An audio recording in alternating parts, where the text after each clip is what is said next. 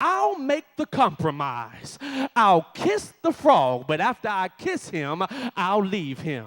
So she kissed the frog, and after she kissed the frog, she immediately ran back to the house, and the water began to change. The faster she ran back to the house, the louder the frog began to exclaim, "Please slow down. You know I'm trying to catch up with you."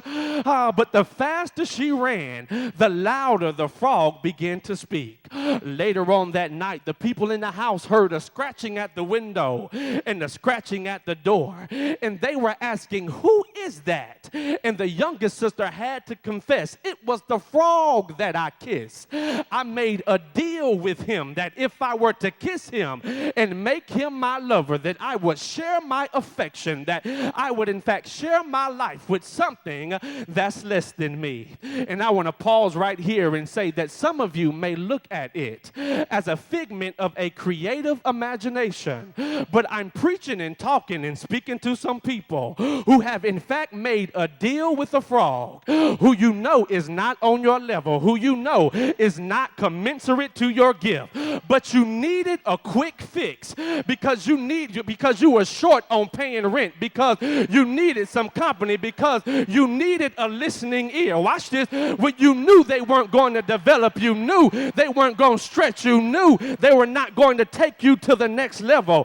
And so now you're sitting there wondering, how in the world did I end up in the situation? They didn't know that they were using you for affection, but you was using them for water. And now that the water has run dry, their affection is in much supply. And now you're stuck the next morning trying to figure out, who am I? Was it really worth it for me to give myself to someone who bought me a purse? Was it really worth it for me to give myself over to somebody who don't know where I am? And so now you're trying to figure out who it is that I am, and was it really worth it for me to kiss somebody who's not on my level?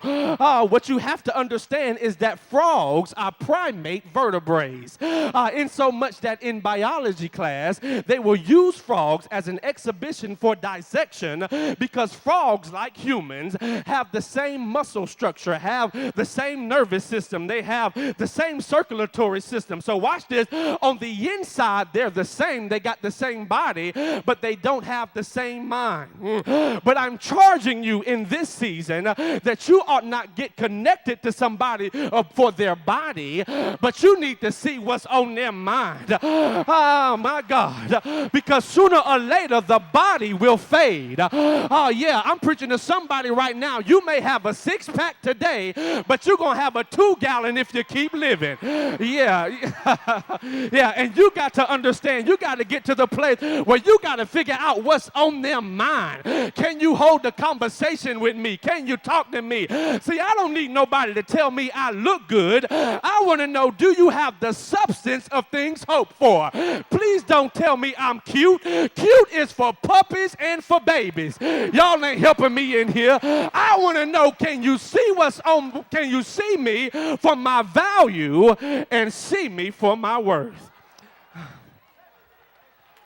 So, St. James, so she kissed the frog, and much to her surprise, the frog turned into a prince. And so now I got to bring you the bitter pill. You keep kissing somebody thinking they'll change.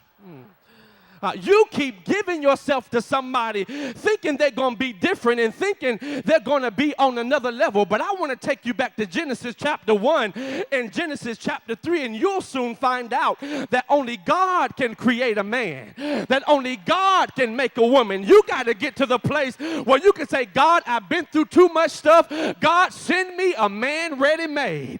Send me somebody who know how to treat me, somebody who know how to value me, somebody who know how to talk to me. God, send me a woman who ain't insecure. Y'all ain't helping me in here. Ain't always blowing up my phone. Ain't always trying to figure out where I am. God, send me somebody who can see and value where I am.